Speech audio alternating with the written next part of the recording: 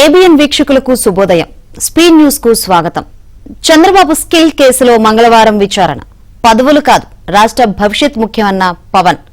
కేటీఆర్ కు ఎన్నికల సంఘం నోటీసులు. తెలంగాణలో జోరుగా ఎన్నికల ప్రచారంలో పాల్గొన్న ఢిల్లీ నేతలు. ప్రశాంతంగా ముగిసిన రాజస్థాన్ పోలింగ్. ఇలాంటి వార్తల సమాహారం స్పీడ్ న్యూస్ ఇప్పుడు చూద్దాం.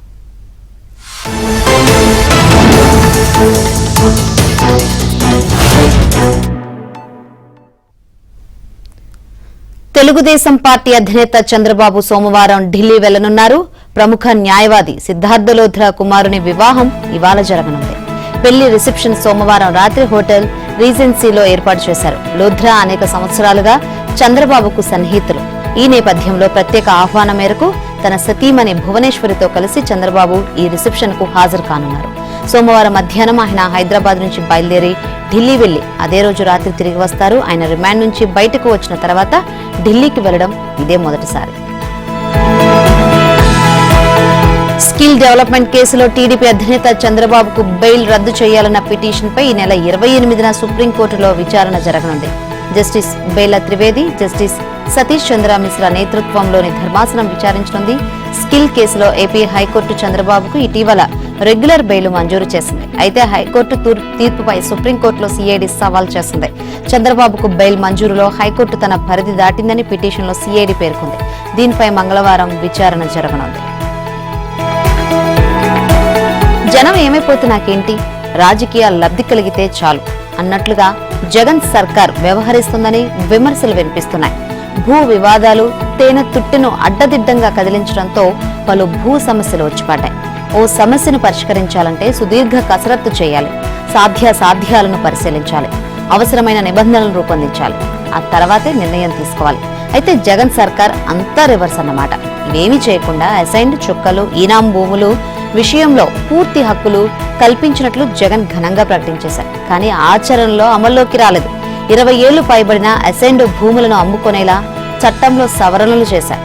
వాటిని 22A నుంచి తొలగించాలని, యాజమాన్య హక్కులు కల్పించాలని సర్కార్ ఆదేశాలిచ్చింది. కానీ అందుకు అవసరమైన రూల్స్ జారీ చేయలేదు. దీంతో ఇప్పుడు అనేక సమస్యలు ఉత్పన్నమవుతున్నాయి. స్పష్టత లేకపోవడంతో అధికారులు తలలు పట్టుకుంటున్నారు. చుక్కల భూముల విషయంలో కూడా ఇలాంటి సమస్యే. దీంతో జగన్ నిర్ణయం బూమ్ రాంగ్ అయింది.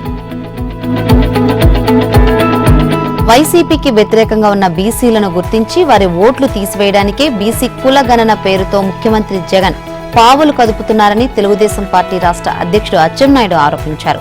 సంక్షేమ పథకాలను కత్తిరించడానికి కూడా వైసీపీ ప్రభుత్వం దీనిని ఉపయోగించుకునే ప్రయత్నం చేస్తుందని, మనసు నిండా దుర్బుద్ధి పెట్టుకుని బీసీ గణన పేరుతో హడావుడి చేస్తున్నారని విమర్శించారు. టీడీపీ అనుబంధ బీసీసీలు ప్రచురించిన బీసీలో వెన్ను విరిచిన జగన్ రెడ్డి అనే పుస్తకాన్ని ఆయన పార్టీ కేంద్ర కార్యాలయంలో ఆవిష్కరించారు. టీడీపీ ప్రభుత్వం ఇచ్చిన తర్వాత ఇదే బీసీ గణనపై కేంద్రంతో మాట్లాడి చట్టబద్ధంగా చేస్తామన్నారు. బీసీ జనగణనకు టీడీపీ కట్టుబడి ఉందని, కేంద్రం దీనిని అధికారికంగా చేయాలని గతంలో అధికారంలో ఉన్న సమయంలో 5 సార్లు తీర్మానం చేసి కేంద్రానికి పంపాం. జగన్ 4 ఏళ్లు నిద్రపోయి దిగిపోయే ముందు సిగ్గు లేకుండా హడావుడి చేస్తున్నారని మండిపడ్డారు.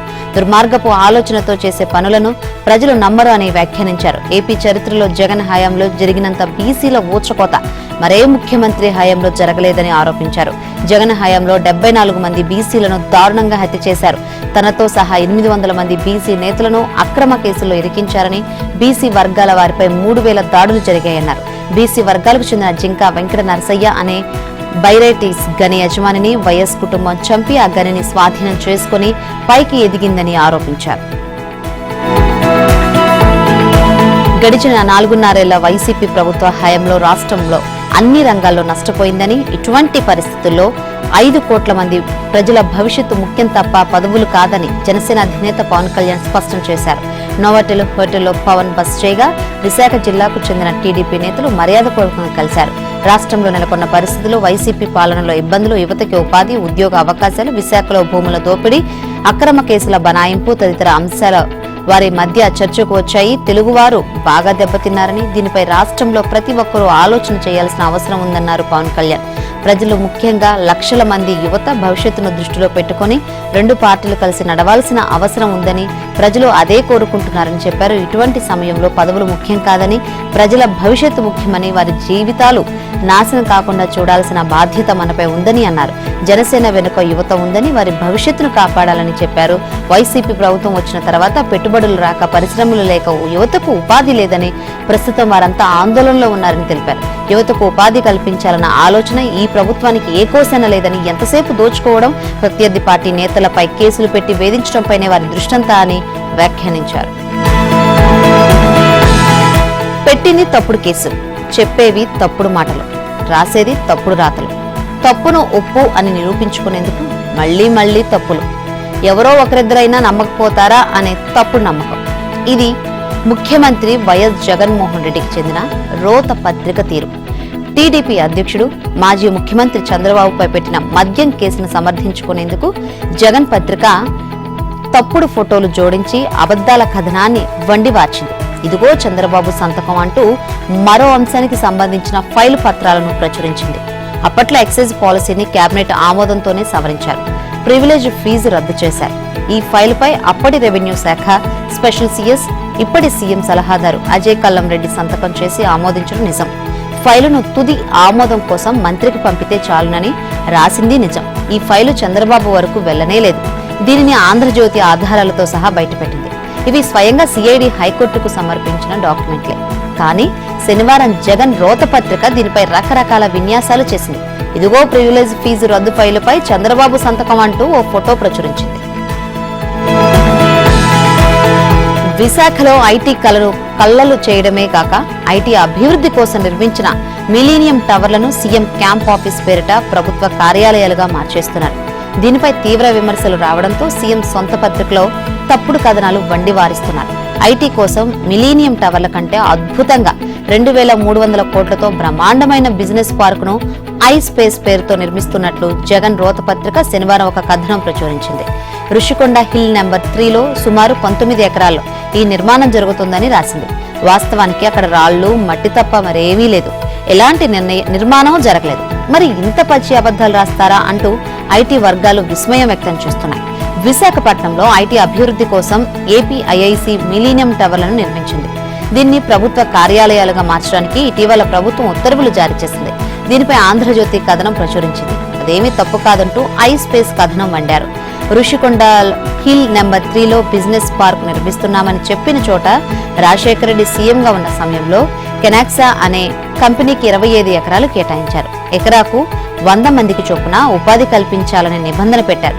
ఆ సంస్థ ఆ స్థాయిలో ఉపాధి కల్పించలేకపోవడంతో ఏపీఐఐసి నోటీసు తెచ్చింది. ఉద్యోగాలు ఇస్తారా, భూమి వెనక్కి తీసుకోవాలా అని హెచ్చరించింది. ఈ నేపథ్యంలో ఆ సంస్థ తన ప్రాజెక్టును ఐబీఎంకు విక్రయించింది.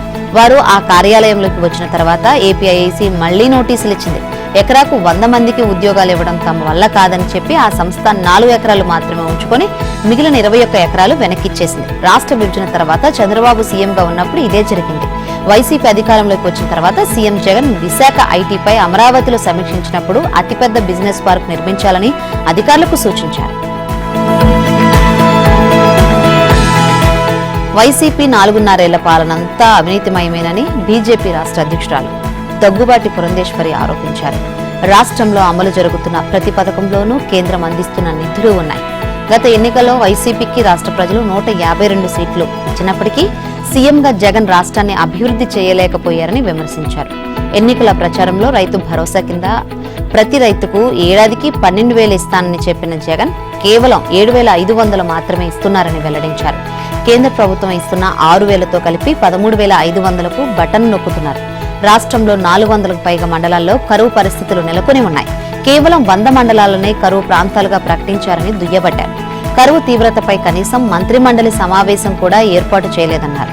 రాష్ట్రంలో సహకార చక్ర కర్మాగారాలను నిర్వీర్యం చేశారని, విశాఖ కేంద్రంగా రైల్వే జోన్ను కేంద్ర ప్రభుత్వం మంజూరు చేసినప్పటికీ రాష్ట్రం కనీసం భూమి కేటాయించలేకపోయిందన్నారు. రాష్ట్రానికి కేంద్ర ప్రభుత్వం 25 లక్షల ఇళ్లు మంజూరు చేస్తే వాటిలో కనీసం 20% కూడా వైసీపీ ప్రభుత్వం పూర్తి చేయలేదని దుయ్యబట్టారు. కేంద్రం నిధులు 7 కోట్లతో బొజ్జన్న కొండను, 17 కోట్లతో అనకాపల్లి రైల్వే స్టేషన్ను అభివృద్ధి చేస్తున్నామని పురంధేశ్వరి తెలిపారు. టీడీపీ ఇన్ఛార్జ్ బీటెక్ రవిని అరెస్టు చేసిన విధానంపై కేంద్ర హోంశాఖకు ఫిర్యాదు చేస్తామని బీజేపీ ఎంపీ సీఎం రమేష్ తెలిపారు. కడప సెంట్రల్ జైల్లో బీటెక్ రవిని సీఎం రమేష్ పరామర్శించారు. ఈ నెల 14న బీటెక్ రవిని కిడ్నాప్ చేసి పోలీసులు చంపేయాలనుకున్నారని ఆరోపించారు. పేరుకు యువగలం పాదయాత్ర కేసుగా చూపించారు. కడప నగర శివార్లలో వాహనంలో నుంచి దింపి పోలీసు వాహనంలో 3 గంటల పాటు తిప్పారని, ఆ తర్వాత పాడుబడ్డ భవనంలోకి తీసుకెళ్లి నిజం చెప్పకపోతే చంపేస్తామని బీటెక్ రవిని బెదిరించారని ఆరోపించారు.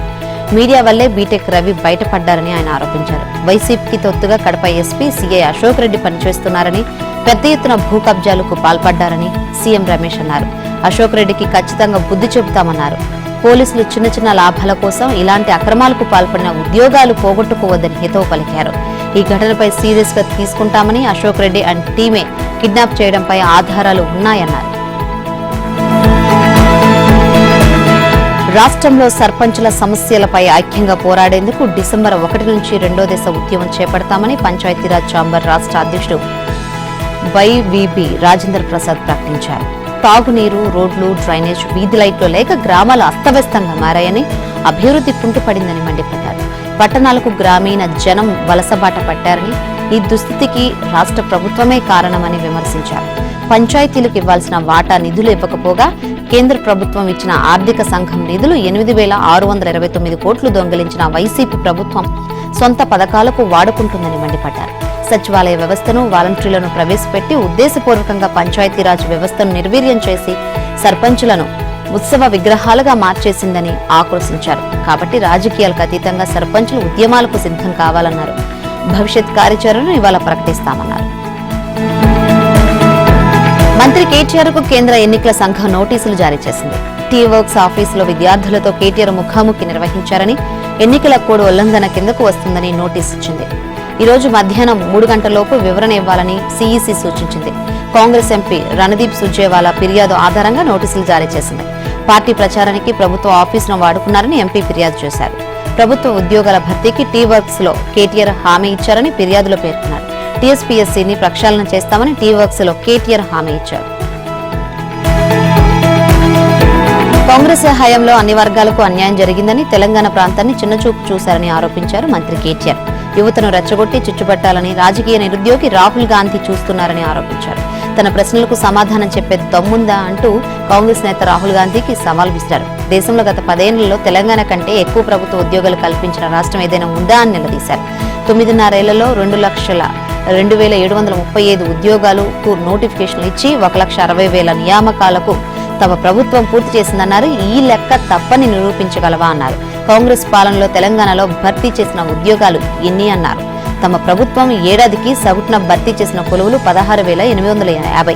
మీ హయాంలో సంవత్సరానికి కేవలం 1,012 జాబులు మాత్రమే అని మండిపడ్డారు. 1972లో సుప్రీంకోర్టు ముల్కీ నిబంధనలను సమర్థిస్తూ తీర్పునిస్తే పార్లమెంట్లో చట్టం చేసి ముల్కీ రూల్స్ ను రద్దు చేసి తెలంగాణ స్థానికతన హక్కులకు సమాధి కట్టింది మీ కాంగ్రెస్ పార్టీ కాదా అని ప్రశ్నించారు. 6 సూత్రాలు, 610 జీవో, గిర్గ్లాని నివేదికలను తొంగలో తొక్కి హైదరాబాద్ ను ఫ్రీ జోన్ గా మార్చేసి నాన్ లోకల్ కోటాలు పెట్టి తెలంగాణ యువతకు దక్కాల్సిన కొలువులను కొల్లగొట్టి తీరని అన్యాయం చేసిన ద్రోహులు కాంగ్రెస్ నేతలు. కాళేశ్వరం ప్రాజెక్టు ఇసుక మీద కట్టకుండా రేవంత్ రెడ్డి నెత్తి మీద కట్టాలా అని మంత్రి హరీష్ రావు ప్రశ్నించారు. బూతులు మాట్లాడే నాయకులు కావాలా, భవిష్యత్ అందించే నాయకుడు కావాలో ఆలోచించుకోవాలని ప్రజలకు విజ్ఞప్తి చేశారు. ఎన్నికల ప్రచారంలో భాగంగా మహబూబాబాద్ లో బీఆర్ఎస్ అభ్యర్థి శంకర్ నాయక్ మద్దతుగా నిర్వహించిన రోడ్ షోలో మంత్రి హరీష్ రావు పాల్గొన్నారు. సమైక్యవాదులు దండయాత్రకు వచ్చిన రోజు మానుకోట ప్రజలు తరిమికొట్టాలని గుర్తు చేశారు. మానుకోట దెబ్బతో సమైక్యవాదులు వెనుకకు పరిగెత్తారని, మళ్లీ వారంతా ఒకటే తెలంగాణ మీద దండెత్తడానికి వస్తున్నారన్నారు. వారికి మానుకోట దమ్మేంటో చూపించాలని కోరారు. గులాబీ జెండా లేకుంటే మానుకోట జిల్లా అయ్యేదా? Medical college, engineering college, horticulture college వచ్చేవా అని హరీష్ రావు ప్రశ్నించారు. పోడు భూములకు పట్టాలు ఇచ్చామని తెలిపారు. రాహుల్ గాంధీ, ప్రియాంక గాంధీ కర్ణాటకలో ప్రచారం చేసి 5 గ్యారంటీలు అని ఓదరగొట్టి మోసం చేశారని విమర్శించారు. రైతు బంధు విషయంలో కాంగ్రెస్ కుట్ర చేసిందని, కేసీఆర్ చేసిన కృషి వల్లే రైతు బంధు డబ్బులు సోమవారం రైతుల ఖాతాలో పడతాయన్నారు. ప్రత్యేక తెలంగాణ ఇస్తామని చెప్పి కాంగ్రెస్ మాట తప్పడంతో రాష్ట్రంలో వేల మంది యువకులు ఆత్మ బలిదానాలు చేశారని, ఇప్పుడేమో ఉద్యోగ నియామకాల్లో బీఆర్ఎస్ అక్రమాల కారణంగా నిరుద్యోగులు ఆత్మహత్యలు చేసుకుంటున్నారని ప్రధాని మోదీ ఆరోపించారు. ఏళ్ల తరబడి రాష్ట్రంలోని యువత ఉద్యోగాల కోసం నిరీక్షిస్తున్నారని, ఉద్యోగాలు భర్తీ చేయకుండా కేసీఆర్ ప్రభుత్వం మోసం చేసిందని మండిపడ్డారు. యూపీఏగా ఉన్న కాంగ్రెస్ విపక్ష కూటమి ఓటు బ్యాంకు రాజకీయాల కోసం ఇండియాగా పేరు మార్చుకుందని, టీఆర్ఎస్ కూడా హఠాత్తుగా బీఆర్ఎస్ గా మారిందని, పేర్లు మార్చుకున్నంత మాత్రాన ప్రజలు వారి వైపు ఉండబోరని, ఈ కుట్రలన్నీ వారు గమనిస్తున్నారని మండిపడ్డారు. గతంలో తాను తెలంగాణకు ఇచ్చిన హామీలన్నింటినీ నెరవేర్చానని స్పష్టం చేశారు. బీఆర్ఎస్ పలు హామీలతో ప్రజలను మభ్యపెడుతుందని, కాంగ్రెస్ 6 గ్యారంటీలతో ప్రజల ముందుకు వస్తుందని, అయితే తెలంగాణ ప్రజలకు తానిచ్చే మాటలే గ్యారంటీ అని, తెలంగాణ సమగ్ర అభివృద్ధికి బీజేపీ గ్యారంటీ అని ప్రధాని మోదీ పేర్కొన్నారు.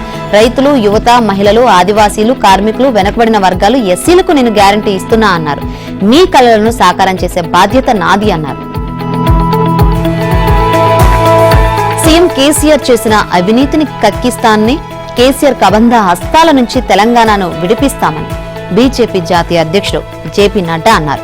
కాళేశ్వరం ప్రాజెక్టు కేసీఆర్ కుటుంబానికి ఏటీఎంగా మారిందన్నారు. ధరణి పోర్టల్తో ప్రభుత్వ భూములను కేసీఆర్ దోచుకున్నారని ఆరోపించారు. తెలంగాణలో బీజేపీ అధికారంలోకి రాగానే కేసీఆర్ పై విచారణ జరిపిస్తామన్నారు. సూర్యాపేట జిల్లా హుజూర్ నగర్, సికింద్రాబాద్, ముషీరాబాద్ నియోజకవర్గాల్లో రోడ్ షోలో నడ్డా పాల్గొన్నారు. కొట్లాడి తెచ్చుకున్న తెలంగాణలో కొలువులు లేకుండా పోయాయన్నారు. కేంద్ర ప్రభుత్వ పథకాలను కేసీఆర్ అమలు చేయడం లేదని, బీఆర్ఎస్ కు ఓటేస్తే కాంగ్రెస్ కి వేసినట్లేనని, అవి నాణానికి బొమ్మా బొరుసు లాంటివన్నారు. ఆ పార్టీలను నమ్మవద్దన్నారు. ప్రత్యేక తెలంగాణ రాష్ట్రం కోసం 1969లో 360 మంది, మలి ఉద్యమంలో 1500 మంది అమరులయ్యారని, దీనికి కాంగ్రెసే కారణమన్నారు. సోనియా గాంధీ 2009లో తెలంగాణను ప్రకటించినా ఆలస్యం చేసి ఎంతో మంది విద్యార్థుల చావుకు కారణమయ్యారని ఆరోపించారు. డబుల్ ఇంజన్ సర్కార్తోనే తెలంగాణ రాష్ట్రం అభివృద్ధి చెందుతుందని నడ్డా అన్నారు. తెలంగాణలో రౌడీ రాజ్యం పోవాలని జనసేన అధినేత పవన్ కళ్యాణ్ పిలుపునిచ్చారు. బీసీలకు రాజ్యాధికారం రావాలన్నారు. తెలంగాణలో బీసీ ముఖ్యమంత్రి రావాలని ఆకాంక్షించారు. బీసీని ముఖ్యమంత్రిని చేయాలనే ఉద్దేశంతోనే కిషన్ రెడ్డి శాసనసభకు పోటీ చేయలేదని అన్నారు. ఆయన శనివారం వికారాబాద్ జిల్లా తాండూరు, వనస్థలిపురం, కుత్బల్లాపూర్ నియోజకవర్గాల్లోని నిజాంపేటలలో జరిగిన ఎన్నికల ప్రచార సభలు, రోడ్ షోలలో మాట్లాడారు. ఈ సందర్భంగా జనసేన, బీజేపీ అభ్యర్థులను గెలిపించాలని కోరారు. ప్రధానమంత్రి మోదీ ఆధ్వర్యంలో డబుల్ ఇంజిన్ సర్కార్ రావడం కోసం అందరూ కృషి చేయాలన్నారు. వైఎస్ రాజశేఖర రెడ్డి ప్రభుత్వ హయాంలో జలయజ్ఞం పేరిట పెద్ద ఎత్తున దోపిడీ జరిగిందని, అటువంటి దోపిడీ, అవినీతి లేని తెలంగాణ కావాలని యువత కోరుకుందన్నారు. ఎంతో మంది బలిదానాలతో ఏర్పాటైన తెలంగాణలో పరిస్థితి మారలేదని పవన్ అన్నారు. ముస్లిం రిజర్వేషన్ల వల్ల దేశం మరోసారి విభజనకు గురయ్యే ప్రమాదం ఉందని యూపీ సీఎం యోగి ఆదిత్యనాథ్ హెచ్చరించారు. తుచ్చమైన రాజకీయ ప్రయోజనాల కోసం కాంగ్రెస్, బీఆర్ఎస్ వంటి పార్టీలు ముస్లింలను సంతృప్తిపరిచే విధానాలను అనుసరిస్తూ ఎస్సీ, ఎస్టీ, బీసీలను మోసం చేస్తున్నాయని ఆరోపించారు. మత ప్రాతిపదికన జరిగే ఎలాంటి చర్యనైనా అడ్డుకొని తీరాల్సిందేనన్నారు. ఈ తరహా విధానాల వల్లే 1947లో దేశం ముక్కలైందన్నారు. బీజేపీ అధికారంలోకి వస్తే బీఆర్ఎస్, మజ్లిస్ నాటకాలకు అడ్డుకట్ట వేసి ముస్లిం రిజర్వేషన్లను తొలగిస్తామని చెప్పారు. ఆసిఫాబాద్ జిల్లా కాగజ్నగర్, రాజన్న సిరిసిల్ల జిల్లా వేములవాడలో నిర్వహించిన బీజేపీ సకల జనుల విజయ సంకల్ప సభలు, హైదరాబాద్ లో రోడ్ షోల్లో యోగి ప్రసంగించారు. నీళ్లు, నిధులు, నియామకాల కోసమే తెలంగాణ సమాజం ఉద్యమించిందన్నారు. కానీ కేసీఆర్ ప్రభుత్వం ప్రజలను ఘోరంగా వంచిందన్నారు. బీఆర్ఎస్ అంటే భ్రష్టాచార్, రిష్వత్ ఖోర్ సమితి అని చెప్పారు. మిగులు బడ్జెట్ తో ఉన్న రాష్ట్రాన్ని 9.5 ఏళ్లలో అప్పుల రాష్ట్రంగా మార్చేశారన్నారు. యువత ఉద్యోగాలు అడిగితే పేపర్ లీకేజీలు, పరీక్షల వాయిదాలు వేస్తున్నారని ఆరోపించారు. కాంగ్రెస్, బీఆర్ఎస్, బీఎస్పీ అన్ని ఒకే తానులోని ముక్కలని చెప్పారు. వీటికి మజ్లిస్ తోడైందన్నారు. తెలంగాణలో మజ్లిస్ తో కలిసి బీఆర్ఎస్ ప్రభుత్వం నిజాం కాలపు నిర్బంధాలను ప్రజలకు రుచి చూపిస్తుందని ఆరోపించారు. తెలంగాణలో అధికారంలో ఉన్నవారు అవినీతి, వారసత్వ పరివారంతో దోపిడీ చేస్తున్నారని మండిపడ్డారు. బీజేపీని గెలిపిస్తే ఆదివాసీలతో పాటు వెనుకబడిన వర్గాలకు రిజర్వేషన్లు అందేలా చర్యలు తీసుకుంటామని యోగి చెప్పారు. కాంగ్రెస్ ప్రభుత్వ దేశంలో అధికారంలో ఉంటే కరోనా టీకా లభించేదా?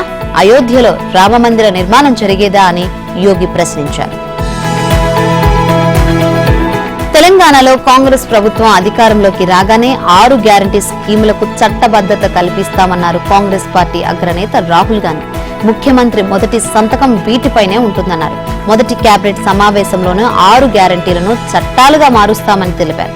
అప్పటి నుంచే దొరల తెలంగాణ పోయి ప్రజల తెలంగాణ వస్తుందని రాహుల్ గాంధీ ప్రకటించారు. ప్రతి ఎకరానికి 15,000 పెట్టుబడి సాయాన్ని అందిస్తామని, వ్యవసాయ కూలీలకు 12,000 ఇస్తామని, రైతులకు 24 గంటలు ఉచిత కరెంట్, నిరుపేదలకు 5 లక్షలతో ఇల్లు, పేదలకు 200 యూనిట్ల ఉచిత విద్యుత్, రైతులు పండించిన ధాన్యానికి మద్దతు ధరతో పాటు 500 బోనస్, తెలంగాణ ఉద్యమకారులకు 250 గజాల భూమిని కేటాయిస్తామని పునరుద్ఘాటించారు. ఆదిలాబాద్ జిల్లా కేంద్రంతో పాటు నిజామాబాద్ జిల్లా బోధన్, సిరిసిల్ల జిల్లా వేములవాడలో జరిగిన కాంగ్రెస్ విజయభేరి సభల్లో రాహుల్ పాల్గొన్నారు. తెలంగాణలో కాంగ్రెస్ తుపాను రాబోతుందని, అసెంబ్లీ ఎన్నికల్లో కాంగ్రెస్ ప్రభంజనం సృష్టించబోతుందన్నారు రాహుల్ గాంధీ. ఈ విషయం కేసీఆర్ తో పాటు బీజేపీ, ఎంఐఎం నేతలందరికీ తెలుసునని అన్నారు. కేసీఆర్ కారు పంక్చర్ అయింది, ఆ పార్టీ పనైపోయిందని, వచ్చేది కాంగ్రెస్ ప్రభుత్వమేనని ధీమా వ్యక్తం చేశారు. తెలంగాణలో కేసీఆర్ ను ఇంటికి పంపించడం, ఆ తర్వాత కేంద్రంలో మోదీని గద్దెదించడమే కాంగ్రెస్ లక్ష్యమని స్పష్టం చేశారు. ఇక్కడ బీఆర్ఎస్ ను ఓడిస్తేనే కేంద్రంలో బీజేపీని ఓడించడం సులువవుతుందన్నారు. కేసీఆర్ కు ముఖ్యమంత్రి పదవి పోతే ఆయన అవినీతి బయటపడుతుందని చెప్పారు. కాంగ్రెస్ అగ్రనేత రాహుల్ గాంధీ హైదరాబాద్ లో సందడి చేశారు. ఓ సాధారణ వ్యక్తిలాగా చిక్కడపల్లి సిటీ సెంట్రల్ లైబ్రరీ వద్ద ఉన్న శ్రీ శివసాయి బేకరీ వద్ద నిరుద్యోగ యువతతో మాట్లాడారు. ఓ వీవీఐపీ సాదాసీదాగా ఎలాంటి హడావుడి లేకుండా నడుచుకుంటూ బేకరీ వద్దకు వచ్చారు. అక్కడ ఉన్న వారితో చేయి కలిపారు. దీంతో వారంతా ఉబ్బితబ్బిబ్బయ్యారు. ఒక్కసారిగా కళ్ల ముందు అగ్రనేత ప్రత్యక్షమవడంతో ఏ ఒక్కరి నుంచి మాట రాలేదు. వెంటనే వారంతా తేరుకొని రాహుల్ రాహుల్ అంటూ గట్టిగా అరిచారు. దీంతో చుట్టుపక్కల ఉన్న వారంతా పోగయ్యారు. అక్కడే నేలపై ఉన్న మెట్లపై కూర్చొని ఆయన నిరుద్యోగులతో మాట్లాడారు. వారితో కలిసి టీ తాగారు. రాహుల్ గాంధీ అక్కడికి వచ్చారనే విషయం తెలియగానే చిక్కడపల్లి, అశోక్ నగర్ లోని హాస్టల్స్, స్టడీ సెంటర్లు, సిటీ సెంట్రల్ లైబ్రరీలో ఉన్న పోటీ పరీక్షల అభ్యర్థులు పెద్ద ఎత్తున తరలివచ్చారు. క్షణాల్లోనే ఆ ప్రాంతమంతా నిరుద్యోగ యువతతో నిండిపోయింది. అక్కడే కూర్చున్న రాహుల్ గాంధీ సుమారు 25 మంది పోటీ పరీక్షల అభ్యర్థులతో మాట్లాడి వారు ఎదుర్కొంటున్న సమస్యలను తెలుసుకున్నారు. వారి ఆర్థిక, కుటుంబ పరిస్థితులను ఆరా తీశారు. రాష్ట్ర ప్రభుత్వం పట్ల ఎందుకు అసంతృప్తితో ఉన్నారు? కుటుంబానికి దూరమై ఇక్కడ ప్రిపేర్ అవుతున్నప్పుడు ఇంట్లో సమస్యలు వస్తున్నాయా? యూపీఎస్సీకి, టీఎస్పీఎస్సీకి వైరుధ్యం ఏమిటి? ఇలా విద్యార్థులను పలు ప్రశ్నలు అడిగారు రాహుల్ గాంధీ. ఈ సందర్భంగా పలువురు నిరుద్యోగ అభ్యర్థులు తమ కష్టాలను చెప్పారు. ఉద్యోగాలు రాకపోవడంతో ఆత్మహత్యలు చేసుకునే పరిస్థితి ఏర్పడుతుందని చెప్పారు. ఉద్యోగం రాక ఇటీవల ప్రబలిక అనే యువతి ఆత్మహత్య చేసుకుందని తెలిపారు. దీంతో రాహుల్ ఆమె బలవన్న మరణం గురించి ఆరా తీశారు. అనంతరం రాహుల్ వారికి భరోసా ఇచ్చారు. రిటైర్డ్ ఐఏఎస్ అధికారి ఏకే గోయల్ ఇంట్లో 1000 కోట్లు పంపిణీ జరిగిందని తాము ఫిర్యాదు చేసినా ఎన్నికల సంఘం అధికారులు పట్టించుకోలేదని టీపీసీసీ అధ్యక్షుడు రేవంత్ రెడ్డి ఆరోపించారు. తెలంగాణ ఎన్నికల ప్రధాన అధికారి వికాస్ రాజ్ కాంగ్రెస్ నేతల ఫోన్లను కూడా ఎత్తడం లేదన్నారు. కాంగ్రెస్ నేతలపై ఈడీ, ఐటీ దాడులను ప్రస్తావిస్తూ ఈడీలు, ఇన్కమ్ ట్యాక్సులు కేవలం కాంగ్రెస్ పైనే పనిచేస్తాయా అని రేవంత్ రెడ్డి ప్రశ్నించారు. తమకు ఎన్నికల్లో పోటీ బీజేపీ, బీఆర్ఎస్ లతో కాదని ఈడీ, ఐటీలతో లేదన్నారు. కాంగ్రెస్ గెలుస్తుందనే టాక్ నేపథ్యంలోనే ఇలాంటి కుట్రలకు పాల్పడుతున్నారని, బీఆర్ఎస్ ఓట్ల కొనుగోలుకు బీజేపీ సంపూర్ణంగా సహకరిస్తుందని పేర్కొన్నారు. జరుగుతున్న పరిణామాలను గమనించి తెలంగాణ ప్రజలు విచక్షణతో ఓటు వేయాలని విజ్ఞప్తి చేశారు. కామారెడ్డి జిల్లాలోని బిచ్కుందలో, రంగారెడ్డి జిల్లా కల్వకుర్తిలో నిర్వహించిన కాంగ్రెస్ విజయభేరి సభలో రేవంత్ ప్రసంగించారు. ఎన్నికల ముందు రైతు బంధు డబ్బులు వేయడంతో రైతులకు ఎకరాకు 5,000 చొప్పున నష్టం జరుగుతుందని, కౌలు రైతులైతే పూర్తిగా నష్టపోతున్నారని రేవంత్ రెడ్డి అన్నారు. ప్రధాని మోదీకి కేసీఆర్ తమ్ముడు లాంటి వారని, కేసీఆర్ కు ఏ చిన్న ఆపద వచ్చినా మోదీ తెలంగాణలో వాలిపోతారని, కేంద్రంలో ఏ బిల్లులున్నా కేసీఆర్ ఢిల్లీకి వెళ్లి మోదీకి మద్దతు ఇస్తారని కాంగ్రెస్ జాతీయ ప్రధాన కార్యదర్శి ప్రియాంక గాంధీ అన్నారు. ప్రభుత్వ సంస్థలను ప్రైవేటీకరిస్తూ ఉద్యోగ, ఉపాధి అవకాశాలకు మోదీ గండి కొడుతున్నారని, సింగరేణిని కూడా ప్రైవేటీకరించేందుకు కేంద్ర రాష్ట్ర ప్రభుత్వాలు కుట్ర పన్నుతున్నాయని ఆరోపించారు. ఆ సంస్థ ప్రజలదని, ప్రైవేటు పరం కానివ్వబోమని స్పష్టం చేశారు. ప్రభుత్వ సంపదను ప్రజల జేబుల్లో పెట్టే కాంగ్రెస్ ఓవైపు, అన్ని వర్గాలను మోసగించే ఇబ్బందులకు గురి చేసిన బీఆర్ఎస్, బీజేపీ మరోవైపు ఉన్నాయని వ్యాఖ్యానించారు. శనివారం ఖమ్మం జిల్లా ఖమ్మం నగరం, పాలేరు నియోజకవర్గం, ఖమ్మం రూరల్ మండలం, వరంగల్ క్రాస్ రోడ్, సత్తుపల్లి నియోజకవర్గం, కల్లూరులో రోడ్ షోలు, మదిరలో బహిరంగ సభల్లో ప్రియాంక గాంధీ పాల్గొన్నారు. పార్టీ అభ్యర్థులు తుమ్మల నాగేశ్వరరావు, పొంగులేటి శ్రీనివాసరెడ్డి, మట్ట రాగమయ్యి, మల్లు భట్టి విక్రమార్కకు ఓటు వేయాలని అభ్యర్థించారు. కొత్త సంవత్సరంలో నవశకాన్ని ప్రారంభించేందుకు ఇందిరమ్మ రాజ్యం కోసం కాంగ్రెస్ ను గెలిపించాలని పిలుపునిచ్చారు. తెలంగాణ ప్రజలకు 6 గ్యారంటీల అమలుపై భరోసా కల్పించాలంటూ తన తల్లి సోనియా గాంధీ తనను పంపారని, తాము మాట ఇస్తే అమలు చేసి తీరుతామని అన్నారు. 10 ఏళ్ల పాలనలో కేసీఆర్ బుద్ధేంటో ప్రజలకు తెలిసిందని, నిరుద్యోగులకు కొలువులు రాలేదు కానీ ఆయన కుటుంబ సభ్యులకు ఉద్యోగాలు లభించాయన్నారు. రాష్ట్ర సంపదను కేసీఆర్ కుటుంబం దోచుకుందన్నారు. కాంగ్రెస్ 6 గ్యారంటీలు దేశానికే రోల్ మోడల్ కానున్నాయని కర్ణాటక ఉప ముఖ్యమంత్రి డీకే శివకుమార్ చెప్పారు. తమ పార్టీ సమిష్టి నాయకత్వాన్ని విశ్వసిస్తుందని రాష్ట్రంలో విజయం సాధించిన అనంతరం ఎమ్మెల్యేల అభిప్రాయాన్ని తీసుకుని దేశం ప్రయోజనాలను దృష్టిలో పెట్టుకుని ముఖ్యమంత్రి ఎవరన్నది అధిష్టానం నిర్ణయిస్తుందన్నారు. ప్రధాని మోదీ ప్రకటించినట్లుగా ప్రజల ఆదాయం రెట్టింపు కాకపోగా 3 ఏళ్లలో పెట్రోల్, డీజిల్, గ్యాస్ తదితర నిత్యావసర వస్తువుల ధరలు పెరిగిపోయాయని, అన్ని వర్గాల ప్రజలను ఆర్థికంగా ఆదుకునే లక్ష్యంతో 6 గ్యారంటీలను ప్రకటించామన్నారు. అవినీతిని అరికడితే వాటి అమలు సాధ్యమేనన్నారు. కర్ణాటకలో 5 గ్యారంటీలకు గాను 4 అమలు చేస్తున్నామని, నిరుద్యోగులకు సంబంధించిన హామీని వచ్చే నెల నుంచి అమలు చేయనున్నట్లు చెప్పారు. సీఎం కేసీఆర్ తన యంత్రాంగాన్ని కర్ణాటకకు పంపించి తాను చెప్పింది అబద్దమని నిరూపిస్తే ఏ శిక్షకైనా సిద్ధమని సవాల్ విసిరారు. కర్ణాటకలో రైతులకు 24 గంటల కరెంటు ఇవ్వట్లేదన్న బీఆర్ఎస్ ఆరోపణలపై స్పందిస్తూ తాము కొన్ని వర్గాలకు మాత్రమే 24 గంటల కరెంటు ఇస్తున్నామన్నారు. కొన్ని చోట్ల రైతులకు 7 గంటల కరెంటు ఇవ్వడం ప్రారంభించామని, తమ రాష్ట్రంలో అది సరిపోతుందన్నారు. కర్ణాటకలో సర్వేలు నిర్వహించి ప్రచారం చేసినా ఉపయోగం ఉండదని తెలిసి కేసీఆర్ వెనక్కు వచ్చారని శివకుమార్ తెలిపారు. కేసీఆర్ కు ఎమ్మెల్యేలను కొనుగోలు చేయడం అలవాటుగా మారిందన్నారు. ఆయన వల్లే కాంగ్రెస్ సమైక్యంగా తయారైందని, ఇందుకు ధన్యవాదాలని పేర్కొన్నారు. రాజస్థాన్ అసెంబ్లీ ఎన్నికల్లో భారీగా పోలింగ్ నమోదైంది. సాయంత్రం 6 గంటల తర్వాత క్యూలో ఉన్న వారికి ఓటింగ్ కు వీలు కల్పించడంతో పోలింగ్ శాతం మరింత పెరిగే అవకాశం ఉంది. 200 అసెంబ్లీ స్థానాలకు గాను 199 అసెంబ్లీ స్థానాల్లో నిన్న ఉదయం 7 గంటలకు పోలింగ్ మొదలు కాగా 1-2 రాళ్లు రువ్వుకున్న సంఘటనలు మినహా ప్రశాంతంగా పోలింగ్ జరిగినట్లు అధికారులు వెల్లడించారు. రాజస్థాన్ అసెంబ్లీ ఎన్నికల్లో 1862 మంది అభ్యర్థులు ఎన్నికల బరిలో ఉండగా 5,29,00,000 పైగా ఓటర్లు ఉన్నారు. కొత్తగా ఈసారి 22,61,000 మందికి ఓటు హక్కు లభించింది.